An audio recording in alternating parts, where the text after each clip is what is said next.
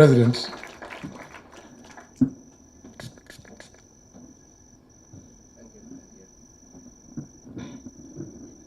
asanteni sana.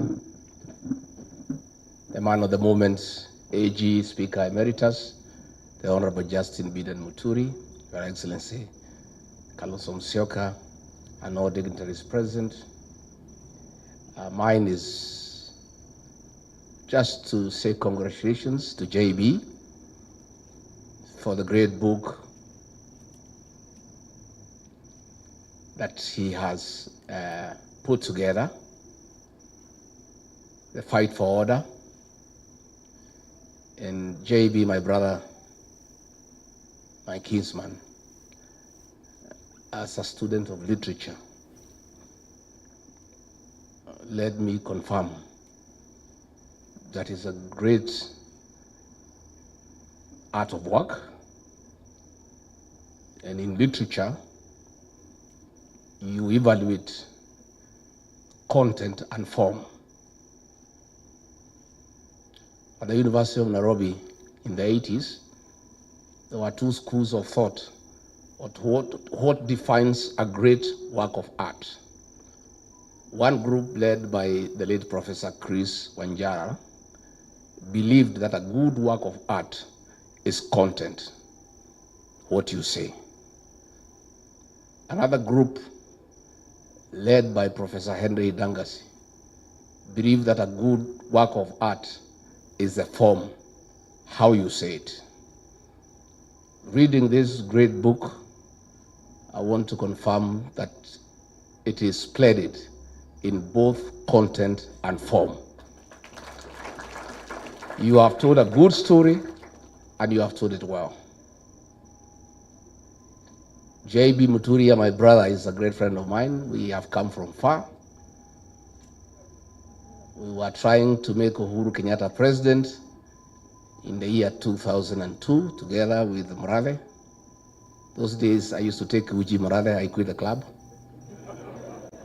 I'm still told you are taking Uji in the layer. And we did not succeed. We proceeded until we made Uhuru Kenyatta president in 2013. And he became speaker. I joined him as a member of parliament in the 12th parliament. And we've been very close. Then we looked for government together. We were in the same cabinet.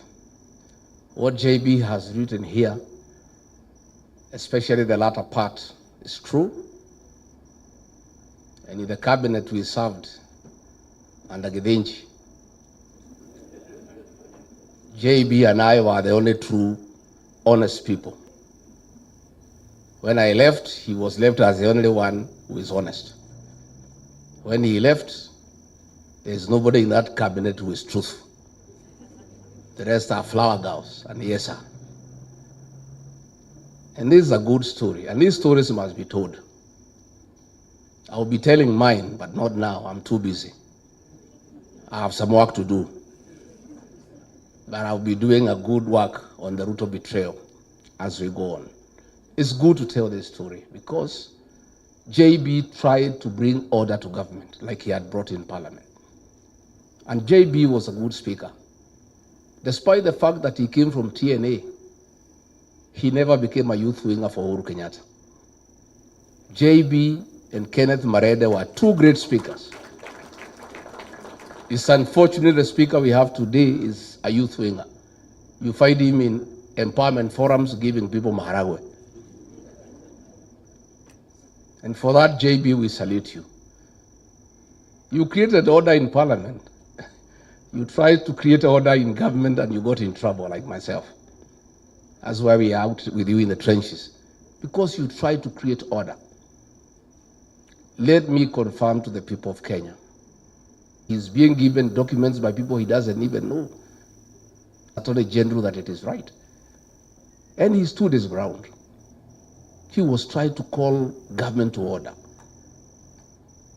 I remember one day we were in Naivasha for a conference for cabinet secretaries and principal secretaries. William Ruto called me to his room again and abused me and my community because of JB Muturi. Hii mtu yako ya bere, puri, Hebu muite hapo mwambie hiyo vitu nimwambie afanye. And he should not tell me anything. I'm the president. I am not a lawyer, but I'm the president. What I want must be done in this country. Can you look for him and you get back here uniambie? So nikatafuta JB, nikaita yeye kwa room yangu. JB, again wewe, you have rubbed my boss the wrong way. What's the problem? JB said he is asking me to sign a deal to buy land with the funds from the Settlement Trust Fund, SFT, for putting up an industrial park. This fund, by law, you can only buy land to settle squatters, to settle Kenyans who are landless. You cannot use it to buy land for any other purpose. I cannot do it as Attorney General. Please tell him I will not do it. So I went back to him, I said, it cannot be done. And he has explained to me, and I agree 100%. So when JB Muturi says we need to call the country to order, he has lived those words.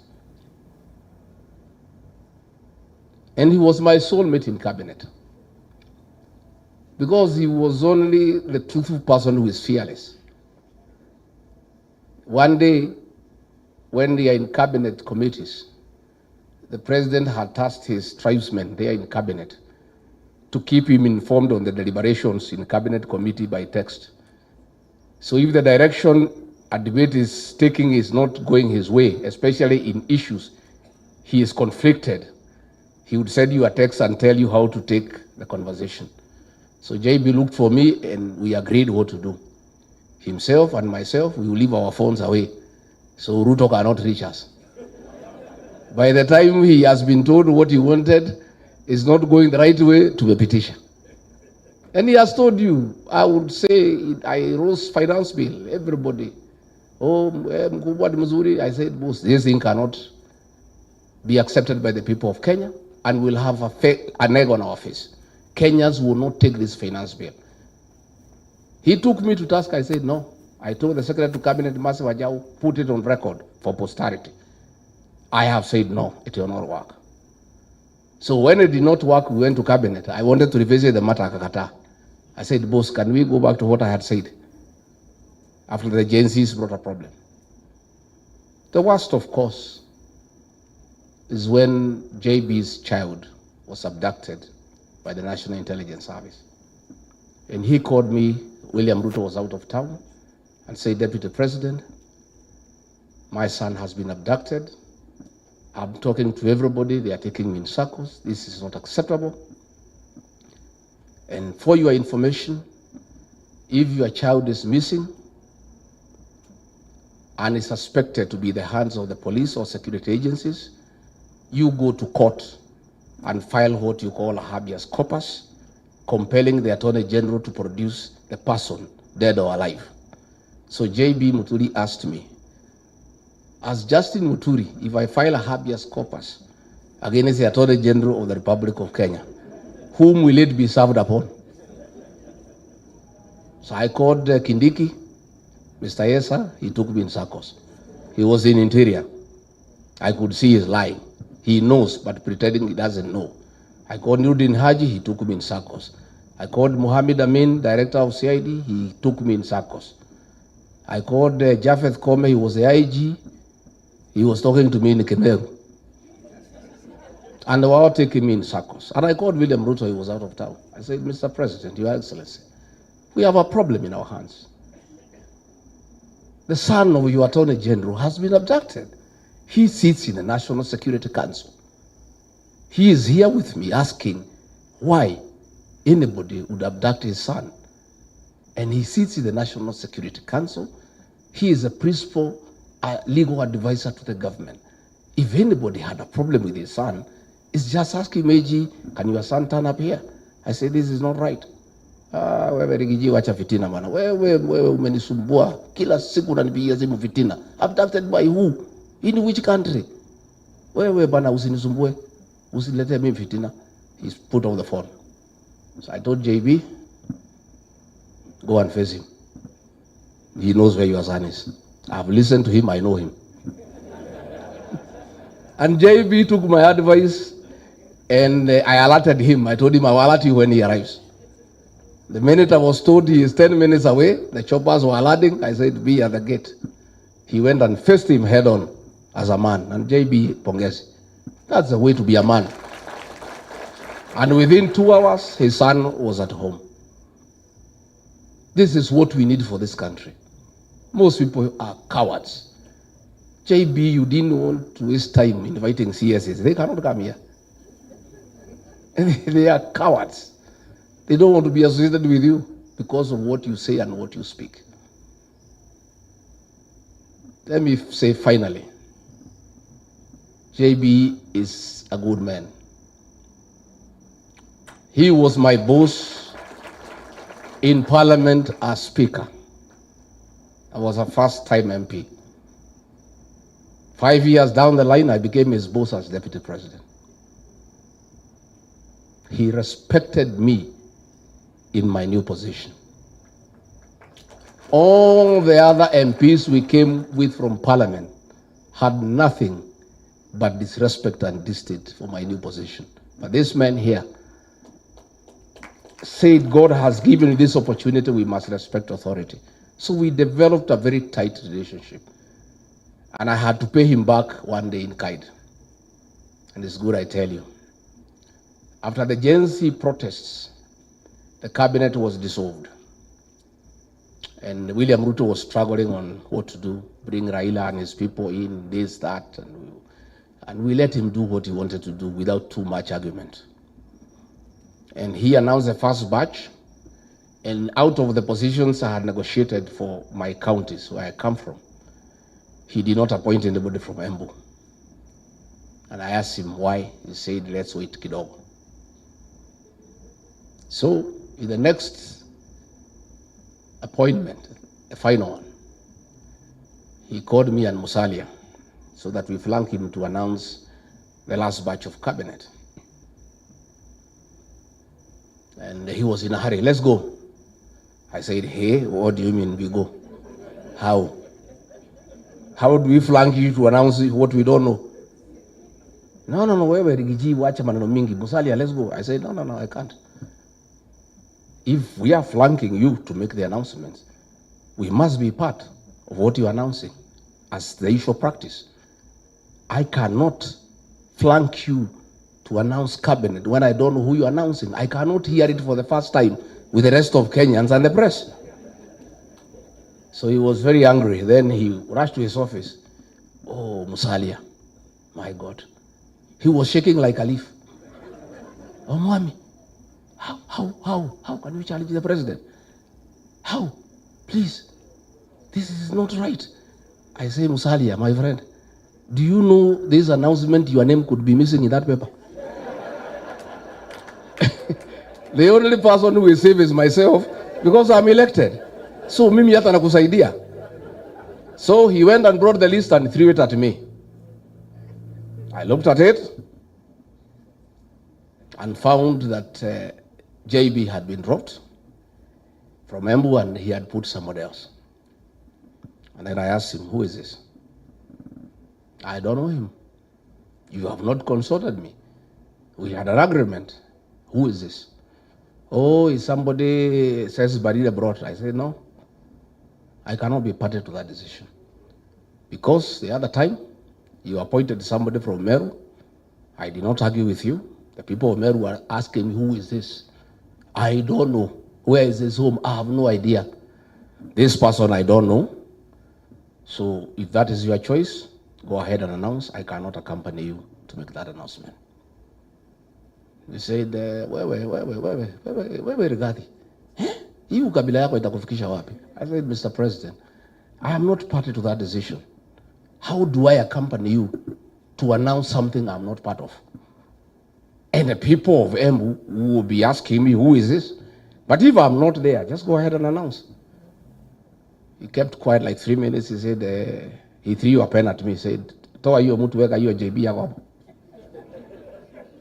This JB, you are crazy about this JB. I said, but Mr. President, this is a good man. And I chair the cabinet committee. This is a solid minister. All the other people you are putting and you have returned, most of them are useless. I sit there and I have listened to this man, and he means well for this country. So why do you want to remove him? What is it that he has done? So he said, chukua. Mimi nikachukua kalamu nikafuta hiyo mtu na kalamu ya wino nikaweka Honorable JB Muturi. Nikamrudishia. But then I told him, because I know you, if we go there and you announce the other name because I think that is what you want to do, I'll walk away when the press is live. So that's how JB Muturi got his job back. And after that, I was thrown away, and he followed me. I'm sorry I was not there to defend you another time. So I want to say, as we celebrate JB, this country is blessed with a great leader, a steadfast man, a great man. And JB Muturi, as you have been told, to put order into this table. If the formula of nominating a single presidential candidate favors me, and I'm elected as president, you will play a very important role in my government.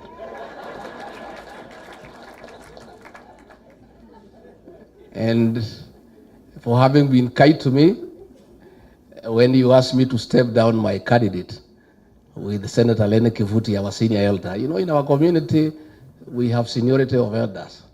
If Lene Kivuti summons me, I'm a junior elder in my community, and gives direction, I just have to honor.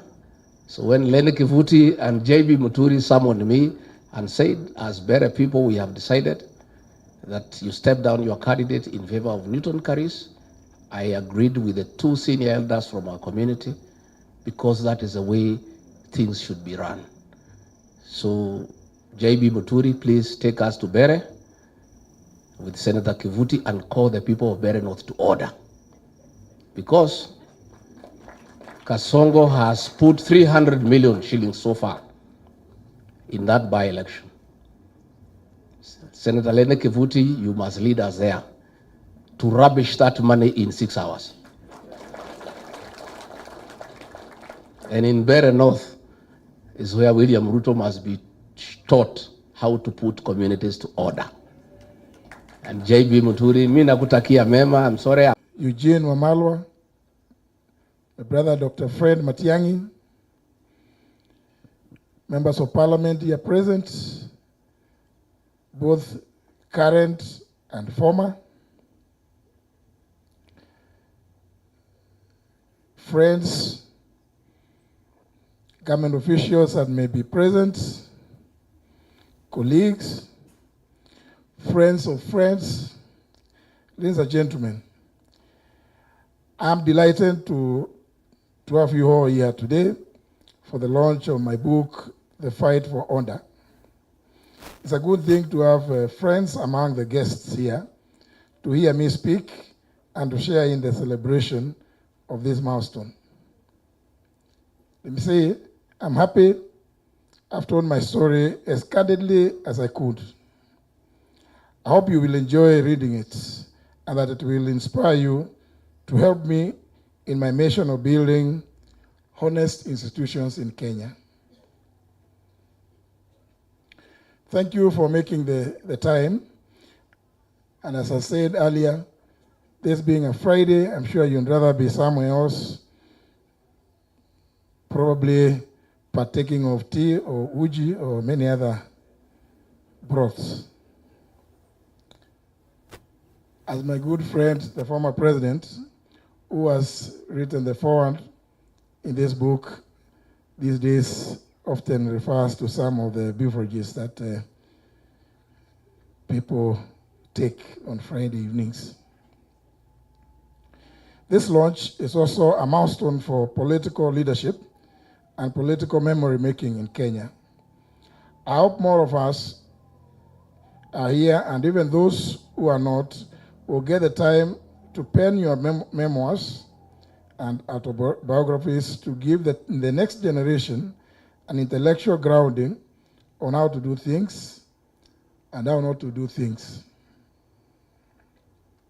I appreciate each and every one of you who has bought, and also somebody I work with at the People's Restorative Justice Commission, Professor Friend Ogola. He just arrived from the US where he took his presidential campaigns. Karibu sana, Professor. Thank you. I know you just arrived this afternoon. Also, let me recognize the presence of Judy Sejeni, Ambassador, Wakili Eunice Lumalas. And I hope I've been able to recognize each and every other. But anyhow, my good friend Olekenta is here. Wacha tusikize our chief guest, His Excellency Dr.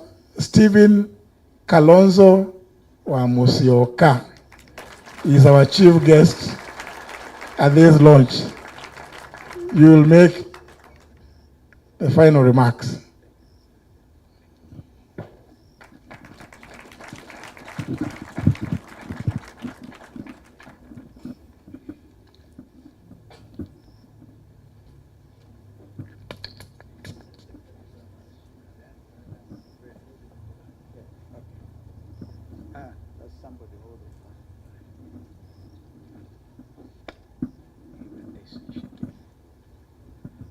Thank you.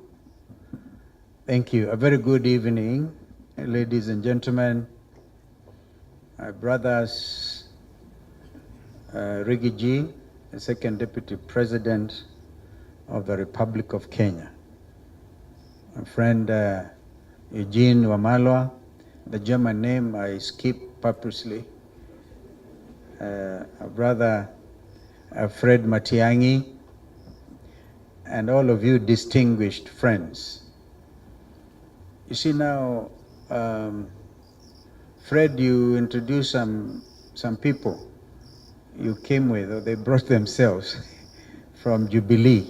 And because you did that, I received a request, now recognize patriotic front leaders who are here. And I think it is inappropriate because some of them have already been recognized by the man of the moment. But be that as it may, I think I saw some people are with me in Kisumu, in Jaramogi something, right? Kago ka Jaramogi. I saw Mukunji there with me and Cicely, and even those ambassadors, are they Sijeni, and I think Lumalas was there. Ndegwa Njiru was there. Did I see Ndegwa Njiru? He was there. Ben Momanyi, I saw you. Ben Momanyi was there. Mwana Mule. Who else am I forgetting? Please just stand so I can recognize you. So you don't take Senator Manzo, you are not there.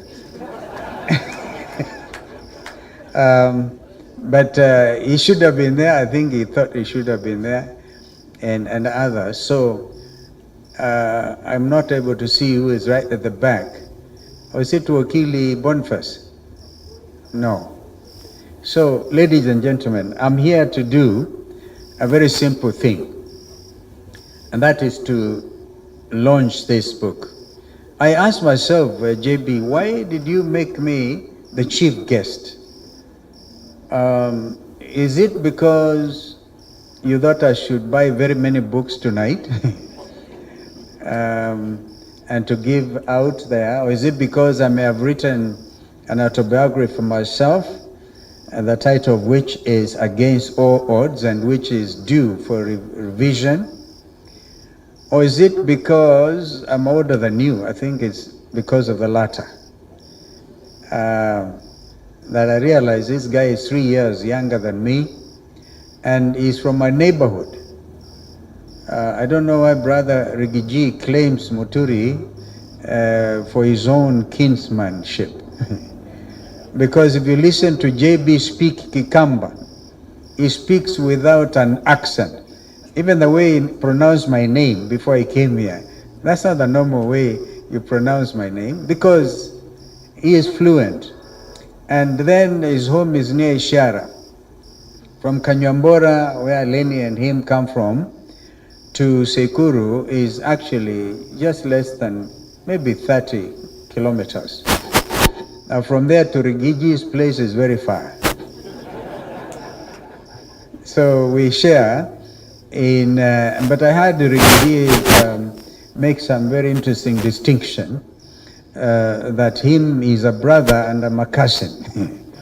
That imagine Lenny and JB is brothers, but I am Rigiji's cousin. But we all felt that anybody who is feeling the weight of misrule, overtaxation, is actually a cousin. I think that is why JB asked me to come and really nail it for him. JB, you're a very frank person. And allow me to tell you that Uhuru Kenyatta should have been here. But as you asked me to mention that he will not make it, I remember when we are reviewing the possibility of coming tonight, you told me you suspect if Uhuru Kenyatta had read the book completely, he may not have signed the foreword. But I think he did. And he makes some wonderful remarks about who you are. When I saw Fred Matiang'i, I asked him, have you read the book? Because, ladies and gentlemen, I'm actually now marketing this book for you. My brother, my younger brother, JB, as we call you. Because out there, we are here launching a book written by a stickler, not only for the rule of law, but one who believes in the separation of powers. He has lived, he has served in both the executive, the legislature, and the judiciary. One of our foremost statesmen, I dare say without any hesitation, and one who is also fearless. Even as we sat there with JB, I told him, do you remember this friend who is running out of the country, is all over the place, and is trying to tell JB and I to mention that somebody at the very high level is already received a $10 million bribe to bring in rice from Pakistan or wherever. That is JB Muturi. And so I feel truly honored to associate myself with you, and also a party leader of Democratic Party. The founding Kiongozi, as you all know, was a gentleman I was privileged to serve under as his vice president. Not that he appointed me, but I negotiated. No, I learned a lesson in life. And it's somebody, when we went, a lot of you may not know, I was also deputy speaker one time, between the years 1989 to 1992. And then I went for an IPU conference, somewhere I think in Togo. And we wanted the late Joseph Muliro. How many of you remember Joseph Muliro? He was assistant minister one time for foreign affairs. And we wanted him to join the 9-member committee of parliamentarians from all over the world dealing with matters to do with climate change. And so we had some formidable challenges from that region, some of them claiming authority of their speakers. And I coined a phrase. I said, in business, you don't get what you deserve. That is generally said. You get what you negotiate. So I learned that and applied it with President Kibaki. We negotiated my being 10th vice president. But that is part of the history. But I also learned another useful tactic. And I think that is what this Kenya Kwanza administration has been applying. And that was in order to get Joe Muliro appointed as a member of the IPU Committee of Parliamentarians on Climate Change. We realized that our competitors had no time for us, and so they didn't care about the qualities, the qualifications of Joe Muliro. So I said, as the leader of delegation, because as Deputy Speaker, we'll apply the following formulation. If you cannot really dazzle them with brilliance, then baffle them with bullshit. There's a lot of bullshitting around. And because that is what really is holding this country at ransom. And it's all written and elaborated under this wonderful, wonderful work of art, as Rigathi put it. First of all, JB is summoned by J. Muturi. Uhuru wants a meeting of the Speaker of the National Assembly, the 11th edition, and calls him and say, JB, can you come to State House tomorrow? He didn't say, he said, what time is the President? And then he said, you contact Jay, you'll arrange the logistics and the time. So JB shows up, the Speaker of the National Assembly. And whom does he find? He finds Fred Matiang'i, Interior.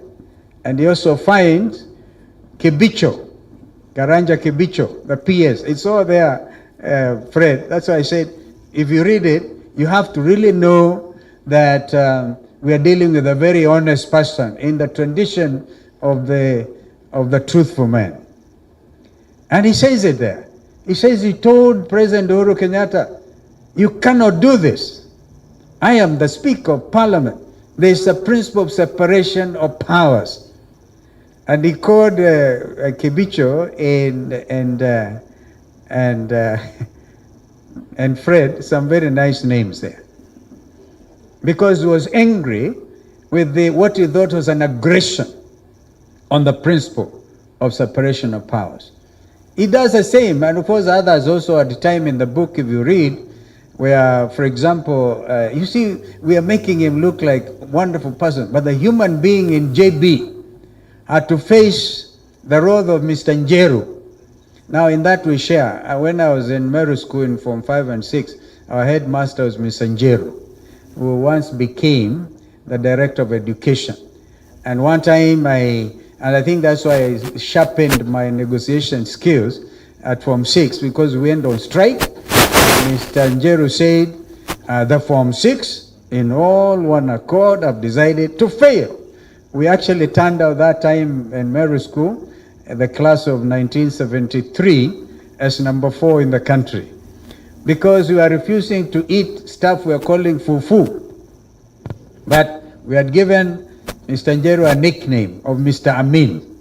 We call him Mid Amin because the way he used to walk, and he was, students always deal with their head teachers. Now, Mr. JB's Njeru accused him of teasing girls and pinching them. I don't know, JB, in your years at the university or before you went to university, if that was your characteristic. These days it can constitute a very serious offense for which men actually get impeached, not in Kenya, in other places of the world. So he lays it bare, including the role he had with his Mbere clansman who spoke here, Lenny Kivuti. Serious rivalry at their level. One region or whatever. He had actually also changed his name. Read that book. It's an amazing work of art. But he actually then says there, I will not sign it. That was JB.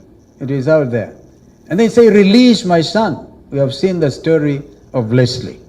So JB, when you write your next book, and I want to agree with my brother Rigathi, let us go through this season, because it's a very, very important season, pregnant with all types of expectation. And when, God willing, we get to Canaan, you will then have time to read and, to write a wonderful thing. I want to read a book written by Rigathi, because he has written a very nice chapter already.